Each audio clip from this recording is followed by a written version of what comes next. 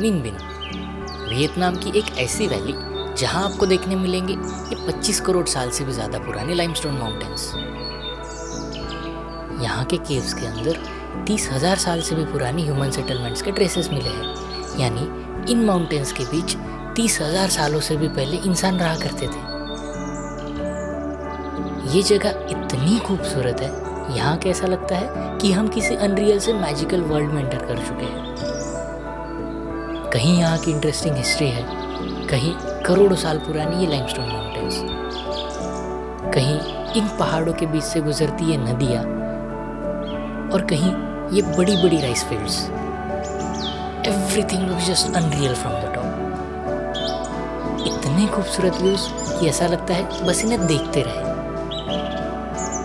लेकिन निन बिन के यही खूबसूरत व्यूज अगर आपको सिर्फ देखना नहीं, महसूस करना है, तो आपको जरूरत पड़ेगी एक साइकिल की।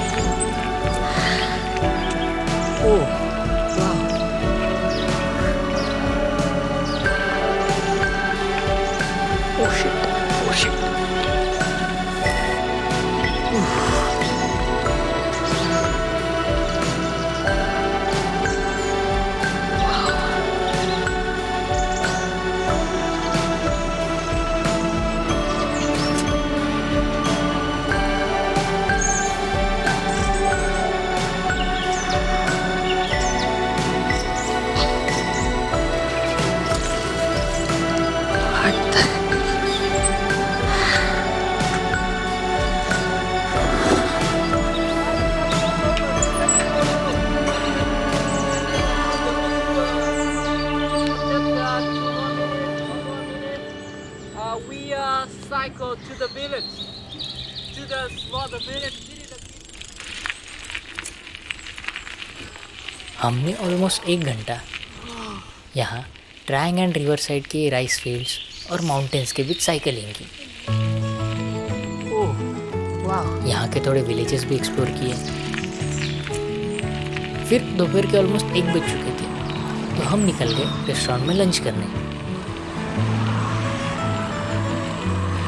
वेज के नाम पर मुझे ये खाना पड़ा, और फिर हम वहाँ से निकल गए एक ऐसी जगह जहाँ आज से 1000 साल पहले वियतनाम की एक पूरी किंगडम की कहानी लिखी जा रही थी। हो आलू, वियतनाम की एंशिएंट कैपिटल। आज यहाँ शायद सिर्फ आपको टेम्पल्स, कुछ पुराने गेट्स और माउंटेन्स दिखते हैं, लेकिन एक वक्त था जब इसी जगह से पूरे वियतनाम पर रूल किया जाता था। 10th सेंचुरी में वियतनाम एक यूनाइटेड कंट्री नहीं था। अलग अलग वॉरलॉर्ड्स अपने टेरिटरीज कंट्रोल करते थे, और फिर आए दिन बोलिन। उन्होंने इन कंपीटिंग वॉरलॉर्ड्स को डिफीट करके वियतनाम को यूनाइट किया, और 968 एडी में उन्होंने एक नई किंगडम की फाउंडेशन रखी, डाई को वियट, और उसकी कैपिटल बनाई हो आलू। आप बस एक बार आसपास देखो, हर तरफ लाइमस्टोन माउंटेन्स। ये हो आलू की एक नेचुरल डिफेंस सिस्टम थे। जहाँ माउंटेन्स नहीं थे, वहाँ वॉल्स और फोर्टिफिकेशंस बनाए गए। मतलब जो जगह आज एक पीसफुल वैली लगती है, 1000 साल पहले ये एक फोर्टिफाइड रॉयल कैपिटल हुआ करती थी। यहाँ रॉयल कोर्ट था, सोल्जर्स थे, और इसी वैली से एक नए वियतनाम को गवर्न किया जाता था। आज जो आप टेम्पल्स देख रहे हो, ये मेनली उन रूलर्स की मेमोरीज को प्रिजर्व करता है जिन्होंने हो आलू के इस चैप्टर को शेप किया। यहाँ दिन तिन हुआंग और ले दाई हैंग जैसे रूलर्स को कमेमोरेट किया जाता है। लेकिन हो आलू की स्टोरी ज़्यादा लंबी नहीं थी, सिर्फ 42 साल।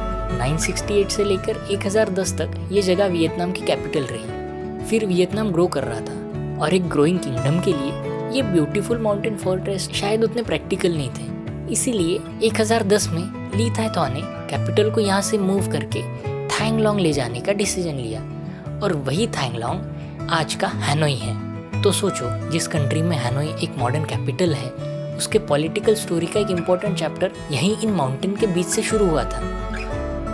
यहाँ हर जगह के पीछे एक हिस्ट्री छुपी है। इंसान चले जाते हैं, किंगडम्स खत्म हो जाते हैं, कैपिटल्स बदल जाती है, लेकिन कुछ जगहें वक्त को अपने अंदर संभाल कर रखती है, और हो आलू उन्हीं जगहों में से एक है। All right, everyone. Okay, thank you.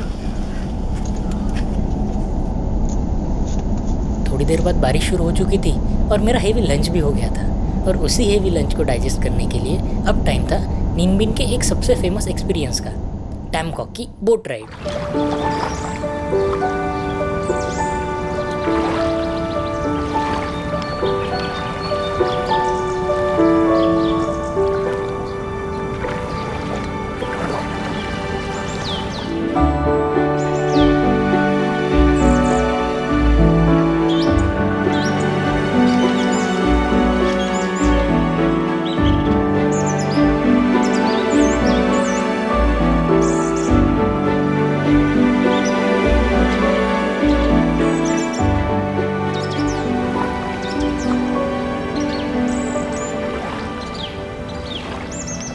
इस जगह का नाम ही एक्चुअली इस एक्सपीरियंस के बारे में बता देता है। टैम कॉक का मतलब होता है 3 केव्स, और इस बोट राइड के रूट में आप 3 केव्स से पास करते हैं, हैंग का, हैंग हाई और हैंग बा।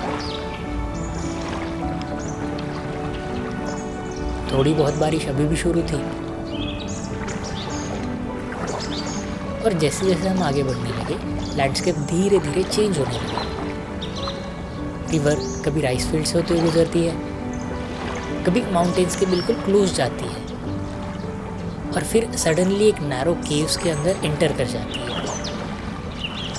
एक्चुअली यूनेस्को के अकॉर्डिंग ट्रायंग एंड लैंडस्केप का कास्ट सिस्टम को डेवलप होने में अराउंड 50 लाख सालों की जियोलॉजिकल प्रोसेस इन्वॉल्व रही है। जियोलॉजिकल हिस्ट्री के हिसाब से ये पूरा एरिया समंदर के अंदर था, और सी लेवल के चेंज होने के एविडेंस यहाँ के क्लिफ्स, केव्स और रॉक फॉर्मेशंस में मिलते हैं। थोड़ी देर में हमारी बोट पहले केव के एंट्रेंस की तरफ बढ़ती है। ब्राइट सनलाइट से सडनली आप एक डार्क केव के अंदर एंटर कर जाते हो। केव के अंदर एंटर करते से ही सबसे पहले आपको टेम्परेचर डिफरेंस फील होगा, बाहर की आवाज़ ऑलमोस्ट डिसअपीयर हो जाएगी। सबसे इंटरेस्टिंग बात तो ये है कि ये सारे केव्स नेचुरल है। फिर थोड़ी देर बाद बोट दूसरे साइड से बाहर निकल जाती है। आप इस 2.5 घंटे की जर्नी में open valley, narrow river, dark caves और ग्रैंड लैंडस्केप एक्सपीरियंस कर जाते हो, और इसी वजह से टैम कॉक का एक्सपीरियंस सिर्फ साइट सीइंग जैसा फील नहीं होता। और अगर आप बोट रोवर्स को नोटिस करोगे तो एक इंटरेस्टिंग चीज़ आपको देखने मिलेगी। यहाँ के रोवर्स अपने पैरों से ये बोट चलाते हैं ताकि रोइंग के वक्त हाथ और बैक पर स्ट्रेन ना हो। पहली बार देखने पर हमें थोड़ा अनयूजुअल लगा, लेकिन इनके लिए ये बिल्कुल नेचुरल मूवमेंट है।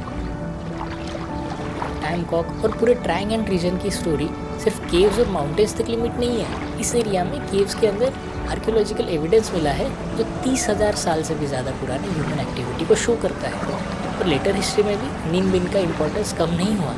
10th और 11th सेंचुरी में इसी वाइडर लैंडस्केप में हुआलू वियतनाम की एंशिएंट कैपिटल बना।